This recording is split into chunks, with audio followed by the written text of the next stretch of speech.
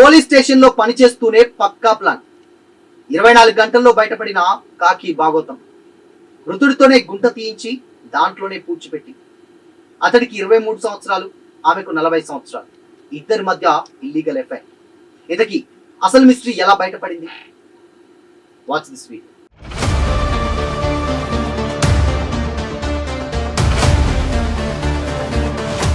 నమస్తే, welcome to Disha TV. కాకి దుస్తులు వేసుకుని ప్రజలను రక్షించాల్సినటువంటి ఒక పోలీస్ కానిస్టేబుల్ కసాయిగా మారాడు. తాను పనిచేస్తున్నటువంటి స్టేషన్ పరిధిలోనే నమ్మించి గొంతు కోశాడు. అప్పు ఇచ్చానన్నటువంటి కోపంతో తన ఉద్యోగానికి ఎక్కడ ఇబ్బంది అవుతుందో, ముప్పొస్తుందో అనేటువంటి భయంతో ఏకంగా భార్యాభర్తల జంటను హత్య చేశాడు. కేవలం 24 గంటల్లోనే పోలీస్ టెక్నికల్ ఇన్వెస్టిగేషన్ ముందు ఈ రాక్షసత్వం బయటపడింది. సూర్యాపేట జిల్లాలో సంచలనం సృష్టించినటువంటి ఈ దారుణ ఘటనకు సంబంధించినటువంటి పూర్తి డీటెయిల్స్ ఒక్కసారి చూస్తే పరిచయం పెరిగింది, పతనం సైతం మొదలైంది. సూర్యాపేట జిల్లా మోతే పోలీస్ స్టేషన్ లో ఎండి షరీఫ్ అనేటువంటి కానిస్టేబుల్ విధులు నిర్వహిస్తున్నారు.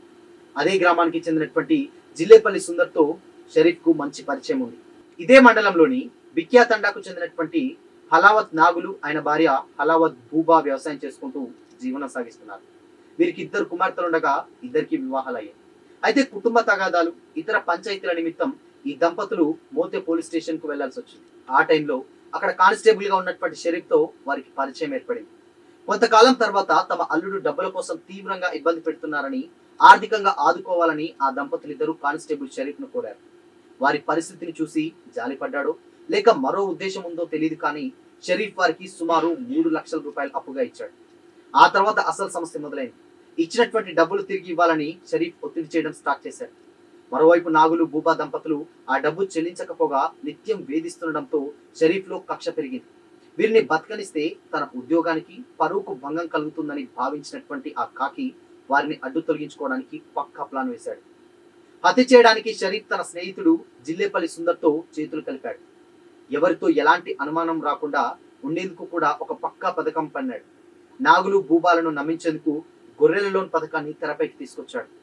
ఆగస్టు 11వ తేదీ రాత్రి పథకం ప్రకారం నాగులను తన మోటార్ సైకిల్ పై వెనుక కూర్చోబెట్టుకుని మోతే గ్రామ శివార్లోని జాతీయ రహదారి 365 బీబీ ఫ్లైఓవర్ కు సుమారు 200 మీటర్ల దూరంలోని ఓ వ్యవసాయ భూమి వద్దకు తీసుకెళ్లారు. లోన్ మంజూరు కావాలంటే గొర్రెలను ఉంచడానికి స్థలం, నీటి వసతి, ఎరువు కోసం గుంత అవసరమని నమ్మించి అక్కడ గుంత తీయించాడు. ఆ గుంత తీస్తున్నటువంటి టైంలోనే నాగులపై వెనుక నుంచి గుదిబండతో తలపై అతి క్రూరంగా బాదాడు. తీవ్ర గాయాలతో నాగులు అప్పుడే తీసినటువంటి గుంతలోనే కుప్పకూలి ప్రాణాలు వదిలాడు. అతను మృతి చెందినట్లు నిర్ధారించుకున్నటువంటి నిందితులు మృతదేహాన్ని అక్కడే పూడ్చిపెట్టారు. భార్యను కూడా అదే రీతిలో.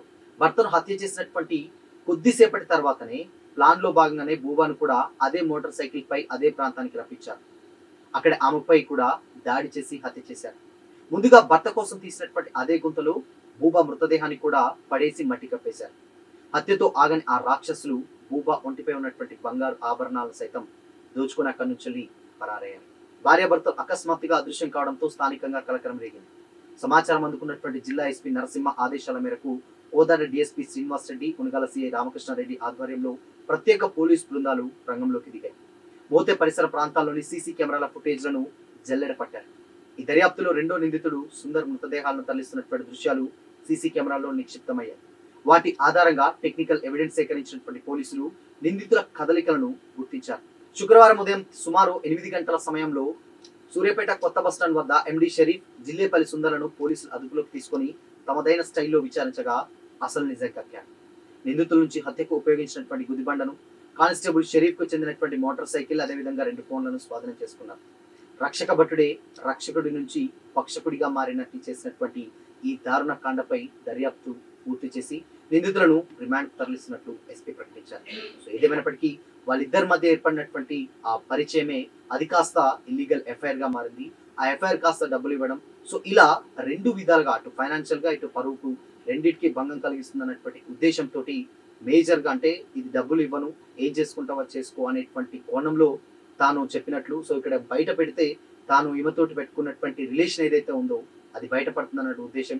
లేదంటే డబ్బు తీరుగా రావట్లేదు.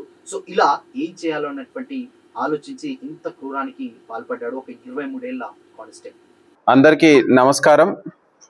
సూర్యాపేట జిల్లాలో మోతే పోలీస్ స్టేషన్ పరిధిలో 11/12 ఈ నెల 11వ తారీఖు 12వ తారీఖు ఇంటర్వీనింగ్ నైట్ మనకు 12వ తారీఖు మధ్యాహ్నం టైంలో ఇన్ఫర్మేషన్ రావడం జరిగింది. మోతే మండల హెడ్ క్వార్టర్కి దగ్గరలో ఖమ్మం సూర్యాపేట్ వచ్చే ప్రధాన రహదారికి ఆనుకొని ఉన్నటువంటి వ్యవసాయ పొలంలో ఇద్దరు, ఒక మగ వ్యక్తి ఒక ఆడ వ్యక్తిని చంపేసి పూడ్చిపెట్టినారు అనేటువంటి ఇన్ఫర్మేషన్ మనకు రావడం జరిగింది. ఇమ్మీడియట్లీ ఎస్ఐ మోతే లచ్చిరెడ్డి గారు, అదేవిధంగా సిఐ మునగాల రామకృష్ణారెడ్డి గారు ఇమ్మీడియట్లీ స్పాట్కి విజిట్ చేయడం, తదనంతరం సీనియర్ ఆఫీసర్లకు చెప్పగా కోదాడ డిఎస్పి గారు, అదేవిధంగా నేను కూడా స్వయంగా అక్కడికి సీన్కి వెళ్ళడం జరిగింది. అక్కడ చూసిన తర్వాత మనకు దానికి సంబంధించిన వ్యక్తుల ఆచూకీ మనకు తెలియదు కాబట్టి అక్కడ ఉన్నటువంటి గ్రామ పాలనాధికారి ఫిర్యాదుతోటి ఈ ఇద్దరి మరణాలపై మర్డర్ కేసు రిపోర్ట్ చేసి ఎగ్జిక్యూటివ్ మ్యాజిస్ట్రేట్ సమక్షంలో వీడియోగ్రఫీ ద్వారా మనం ఆ రెండు ఏవైతే పూడ్చివేయబడిన వ్యక్తుల శవాలని బయటికి ఎగ్జ్యూమ్ చేయడం జరిగింది. చేస్తే అక్కడ ఉన్నటువంటి చుట్టుపక్కల ఉన్నటువంటి ప్రజానికం, మోతే మండల హెడ్ క్వార్టర్లో ఉన్నటువంటి ప్రజానికం, అదేవిధంగా ఆ చుట్టుపక్కల ఉన్నటువంటి తాండాలో ఉన్న ప్రజానికం వాళ్ళను గుర్తుపట్టి చనిపోయినటువంటి ఆడ వ్యక్తి ఈ మోతే మండల పరిధిలో ఉన్నటువంటి బీకే తాండాకు చెందినటువంటి భూబాగా గుర్తించడం జరిగింది. ఇంకొక మగ వ్యక్తి నాగుగా గుర్తించడం జరిగింది. వీళ్ళిద్దరూ భూబా నాగు భార్యాభర్తలు, బీకే తండా వాసులు. వాళ్ళు అక్కడ వాళ్ళకి ఎటువంటి ఆధారం లేకుండా మోతే మండల పరిధిలో ఈ యొక్క వ్యవసాయాన్ని భూములను లీజుగా చేసుకొని జీవనం సాగిస్తూ ఉన్నారు. సో వీళ్ళు అనుమానాస్పద రీతిలో మరణించి ఉండడంతో మనం మర్డర్ కేసుగా నమోదు చేసి సిఐ మునగాల ఆధ్వర్యంలో ఇమీడియట్లీ ఇన్వెస్టిగేషన్ స్టార్ట్ చేయడం జరిగింది. అక్కడికి వెళ్ళిన తర్వాత dog squad, clues team, technical team అన్నీ విజిట్ చేసి మనం టీములుగా డివైడ్ అయిపోయిన తర్వాత మనం దర్యాప్తును వేగవంతం చేయడంతో మనకు ఉన్నటువంటి సాంకేతిక ఆధారాలు, అక్కడ ఉన్నటువంటి ఫిజికల్గా ఆధారాలు, వీటన్నిటిని క్రోడీకరించి మనం ఇందులో ఒక అక్కడనే మోతే మండల పరిధిలో ఉన్నటువంటి సుందర్ అనేటువంటి వ్యక్తి ఇందులో ఆ లేట్ నైట్ వరకు వాళ్ళతోటి గడిపినట్టు ఉన్నట్టు మనకు తెలిసింది. తర్వాత పోలీసులు వాళ్ళని ఎంక్వైరీ చేసి ఇన్వెస్టిగేట్ చేస్తే తదుపరి ఇందులో ప్రధానమైనటువంటి సూత్రధారిగా పోలీస్ కానిస్టేబుల్ ఎండి షరీఫ్, ఇతను మోతే పోలీస్ స్టేషన్ పరిధిలో పనిచేస్తుండు. 2024కు సంబంధించినటువంటి కానిస్టేబుల్ ఉండడం మనం ఇందులో ఆయనకు సంబంధించినటువంటి ఆధారాలు స్పష్టంగా మనకు బయటపడడంతో ఆయనని, అదేవిధంగా ఈ మోతే పోలీస్ స్టేషన్లో పనిచేస్తున్నటువంటి షరీఫ్ని, అదేవిధంగా జిల్లపల్లి సుందర్ మోతే మండల పరిధికి సంబంధించిన వ్యక్తులని ఇద్దరిని మనం ఇందులో నేరస్తులుగా మనం గుర్తించడం జరిగింది. ఇందులో పూర్వపరలోకి వెళ్తే ఈ జల్లపల్లి సుందర్ అనేటువంటి వ్యక్తి మోతే మండల పరిధిలో చిన్న చిన్న పంచాయతీలలో ఇన్వాల్వ్ అవుతూ ఉంటారు. అక్కడ మనకి ఈ యొక్క కానిస్టేబుల్గా పనిచేస్తున్నటువంటి షరీఫ్కి పరిచయం కావడం, ఆ పరిచయం అలా కొనసాగుతున్న క్రమంలో భూబా నాగులు అనేటువంటి దంపతులకు ఉన్నటువంటి ఆడబిడ్డ పంచాయతీ విషయాన్ని పోలీస్ స్టేషన్కి తీసుకొచ్చినప్పుడు ఈ యొక్క షరీఫ్ తోటి భూబాకి నాగులకి పరిచయం ఏర్పడింది. ఈ క్రమంలో భూబా అండ్ నాగులు ఇద్దరు కూడా వీళ్ళు అక్కడ మనకు వాళ్ళ ఇంటికి తరచుగా ఈ షరీఫ్ వెళ్ళడం, వాళ్ళకు సంబంధించిన ఇంట్లో జరిగే కార్యక్రమాల్లో వాళ్ళతోటి చాలా క్లోజ్గా మూవ్ అవుతున్నటువంటి సందర్భంలో భూబా ఒకరోజు నాగులు ఇద్దరు కలిసి వాళ్ళ బిడ్డ పంచాయతీ విషయంలో డబ్బులు అవసరం ఉన్నాయి, సహాయం చేయాలని ఈ షరీఫ్ని కోరితే ఫస్ట్లో డినై చేసినటువంటి షరీఫ్ తర్వాత వాళ్ళతోటి సిబ్బంది దగ్గరనే అప్పు తీసుకొని ఈ భూబా నాగులకి 3 రూపాయల చొప్పున ఇంట్రెస్ట్కి ఇవ్వడం జరిగింది. ఆ తరువాత అది 3 నెలల్లో తిరిగిస్తారనేటువంటి నమ్మకంతో ఇంట్రెస్ట్ ఇచ్చిన తర్వాత ఇటీవల కాలంలో ఈ షరీఫ్ అనే కానిస్టేబుల్కి ఇతనికి ఈ మధ్య కాలంలో వివాహం కుదరడం జరిగింది.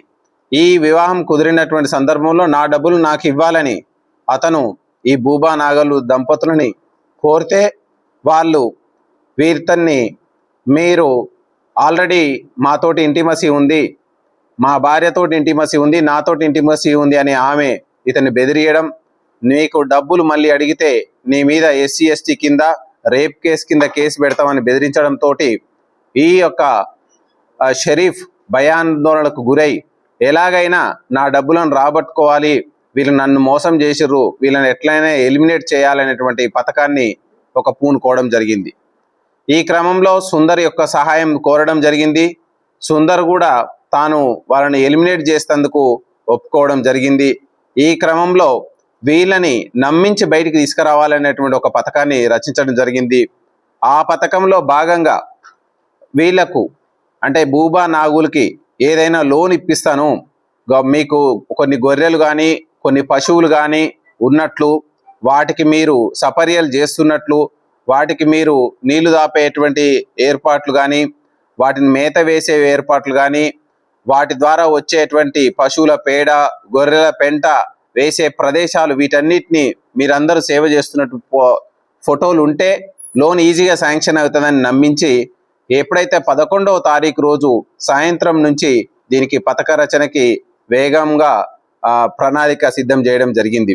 ఇందులో భాగంగానే ఫస్ట్ ఈ సుందర్ అదేవిధంగా ఈ యొక్క షరీఫ్ ఇద్దరు ఈ భూబా నాగులు ఇంటికి వెళ్ళి అక్కడ నాగుల్ని ఈ విధంగా మనం గుంత తీసి అక్కడ ఫోటో పెట్టాలి అనేటువంటి ఉద్దేశంతో బైక్ మీద ఫస్ట్ మొదటగా 10:30 ప్రాంతాల్లో నైటు ఈ యొక్క షరీఫు నాగులు సుందర్ కలిసి ఇప్పుడు ఏదైతే నేరస్థలం పూడ్చిపెట్టిన ప్రదేశానికి తీసుకువెళ్ళడం జరిగింది.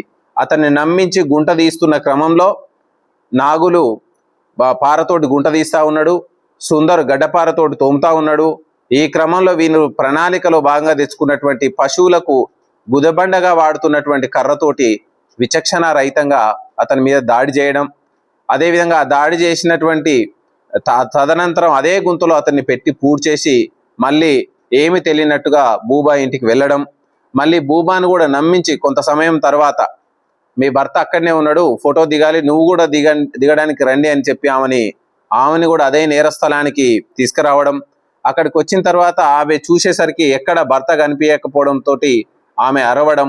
ఈ అరిసే క్రమంలో షరీఫు మరియు ఈ సుందర్ ఇద్దరు కూడా ఈ ఆమె మీద దాడి చేసి ఆమెను కూడా తలకాయ మీద అదే గుదబండతోటి కొట్టి అదే పక్కన ఉన్నటువంటి రోడ్డు పక్కన ఉన్నటువంటి గుంతలో పూడ్చిపెట్టడం జరిగింది.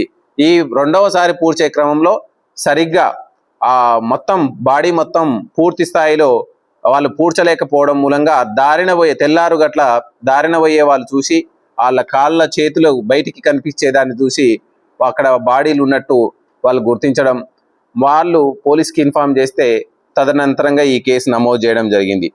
ఇందులో పోలీస్ ఇమ్మీడియట్లీ మనం స్విఫ్ట్గా రియాక్ట్ కావడం, 24 గంటల్లోనే కేసు ఛేదించడం, ఎంతటి వారైనా వదిలిపెట్టే సమస్య లేదు అనేటువంటిది ఒక గట్టి సిగ్నల్స్.